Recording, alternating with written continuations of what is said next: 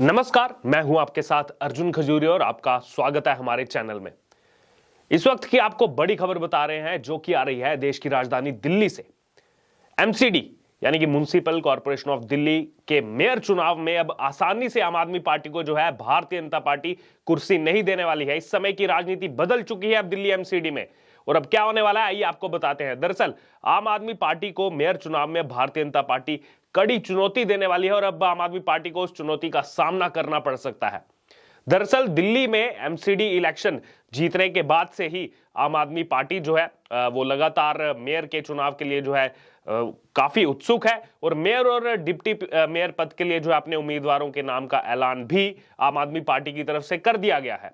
वहीं दूसरी तरफ एमसीडी चुनाव परिणाम आने के बाद भारतीय जनता पार्टी के कई नेताओं ने मेयर चुनाव ना लड़ने के संकेत दिए थे, लेकिन अब ऐसा लग रहा है कि शायद पार्टी अपने इस निर्णय पर दोबारा से विचार कर रही है। वहीं एक रिपोर्ट के मुताबिक दिल्ली भारतीय जनता पार्टी ने यह संकेत दे दिए हैं कि दिल्ली बीजेपी अब मेयर पद का चुनाव लड़ सकती है। जी हां, सूत्रों के हवाले से मिली खबर के मुताबिक बीजेपी का एक कहना है कि निर्दलीय उम्मीदवारों का भी जो है वो समर्थन इसमें किया जा सकता है। और वहीं एक सूत्र के मुताबिक कई नेताओं ने ये बोला था कि भाजपा चुनाव नहीं लड़ेगी, मेयर पद का चुनाव नहीं लड़ेगी, लेकिन ये पार्टी का आधिकारिक बयान नहीं था। अभी चर्चाएं चल रही हैं और इस बात की काफी ज्यादा संभावनाएं अब जो है वो संभव मानी जा रही है कि बीजेपी किसी पार्षद को चुनाव में जो है उतार सकती है, और अगर चुनाव होता है तो कुछ भी उसके नतीजे आ सकते हैं।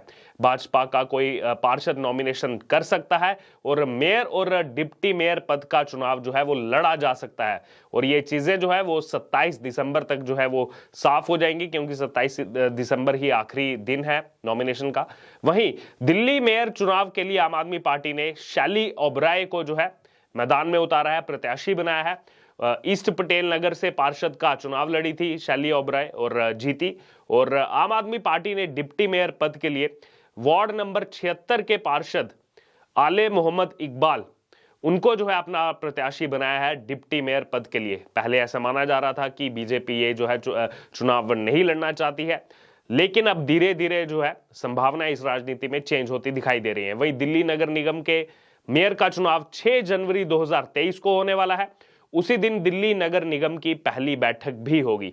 वहीं मेयर चुनाव के नामांकन के लिए अंतिम तारीख अब से 2 दिन बाद 27 दिसंबर तय हुई है, और मेयर के साथ ही डिप्टी मेयर का भी चुनाव जो है इसी के साथ करवाया जाएगा। आपको जानकारी देते हुए बता दें कि मेयर का चुनाव सीक्रेट बैलेट से किया जाएगा, और चुनाव से पहले नॉमिनेशन कभी भी वापस लिया जा सकता है। ये जो टर्म्स एंड कंडीशंस बताई गई हैं इस चुनाव के लिए। चुनाव की प्रक्रिया क्या है इसके बारे में आपको बता दें तो दिल्ली नगर निगम एक्ट के मुताबिक दिल्ली मेयर पद का कार्यकाल मात्र 1 साल का रहता है, जबकि जो पार्षद चुनकर के आए हैं उनका कार्यकाल पूरी तरह से 5 साल का होता है। वहीं एमसीडी चुनाव के बाद सदन की पहली बैठक में ही मेयर का चुनाव संपन्न करवाया जाता है, और दिल्ली एमसीडी एक्ट के अनुसार पहले साल महिला मेयर जो है वो चुनी जाएंगी, और तीसरे साल किसी अनुसूचित जाति से जो है मेयर का चुनाव करना होगा, और वहीं बचे हुए जो बाकी 3 साल हैं उसमें किसी भी वर्ग से किसी को भी किसी भी जाति से जो है मेयर चुना जा सकता है। ये टर्म्स एंड कंडीशंस हैं। वहीं दिल्ली में मेयर बनाने के लिए कितने वोट जरूरी होंगे? कुछ लोगों को लगता होगा कि 250 अगर पार्षद हैं तो 126 वोट चाहिए होंगे, लेकिन ऐसा नहीं है। दरअसल जब परिसीमन किया गया पहले 272 सीटें थी, उसके बाद 250 वार्ड निर्धारित किए गए। 250 वार्ड में से ही जो है इनका एक अध्यक्ष जो है चुना जाएगा जो मेयर होगा, लेकिन मेयर बनने के लिए 138 वोट मिलना जरूरी है। अभी 138 वोट कैसे होंगे? दरअसल इसमें सभी 250 पार्षद वोट देंगे। दिल्ली की 7 लोकसभा सीटें हैं, 7 सांसद जो है वो वोट देंगे, 3 राज्यसभा सांसद वोट देंगे। उसके अलावा विधानसभा अध्यक्ष यानी कि स्पीकर की तरफ से 14 विधायक मनोनीत किए जाएंगे जो इस मेयर चुनाव में वोट करते हैं। तो कुल मिलाकर यह संख्या हो गई 274 वोट डलेंगे। इसीलिए 138 वोट जिसको प्राप्त होंगे वो उम्मीदवार 1 साल के लिए दिल्ली एमसीडी में मेयर चुना जाता है। और आपको बता दें कि अगर मेयर के लिए सिर्फ एक प्रत्याशी जो है वो अपना नामांकन दाखिल करते हैं, जैसे शैली ओबराय है, तो इस हाल में जो है चुनाव नहीं होगा, क्योंकि एक ही प्रत्याशी आने की स्थिति में उसे निर्विरोध महापौर घोषित किया जाता है। लेकिन अब बीजेपी के सूत्रों से एक खबर मिल रही है कि आम आदमी पार्टी को इतनी आसानी से जो है वो मेयर नहीं बनने देंगे, कोई ना कोई प्रत्याशी उतारा जाएगा। और आपको बता दें इस समय किस पार्टी के पास कितनी सीटें हैं। दिल्ली नगर निगम चुनाव जो दिसंबर के पहले हफ्ते में हुआ, जिसमें आम आदमी पार्टी को जीत प्राप्त हुई, ज्यादा सीटें उनकी आई। पहली बार दिल्ली एमसीडी पहुंचने वाली आम आदमी पार्टी का हौसले की अगर बात की जाए तो उनका हौसला भी बुलंद है। और अब मेयर को लेकर जो है जोर आजमाइश जो है तेज हो गई है आम आदमी पार्टी की तरफ से। जब चुनाव के नतीजे आए तो उसमें आम आदमी पार्टी को 134 सीटें प्राप्त हुई और वहीं दूसरी तरफ भारतीय जनता पार्टी को 104 सीटों पर जीत मिली। कांग्रेस पार्टी की बात की जाए तो 9 सीटों पर कांग्रेस पार्टी को जीत मिली और 3 निर्दलीय जो है वार्ड मेंबर जीत करके आए हैं। तो ये पूरा समीकरण है उन 250 लोगों का। और इसमें बात करें अगर तो एंटी डिफ्लेक्शन लॉ इस्तेमाल नहीं होता है मेयर पद का जब चुनाव होगा, क्योंकि सीक्रेट बैलेट से जो है वोट डलेगा। यहां पर आप ये पता नहीं लगा सकते कि आखिरकार किसने किसको वोट दिया है। और अगर कोई ऐसा ऐलान करता भी है तो भी एंटी डिफ्लेक्शन लॉ यहां पर इस्तेमाल नहीं किया जाएगा, यानी कि उसको उसकी पोस्ट से नहीं हटाया जा सकता।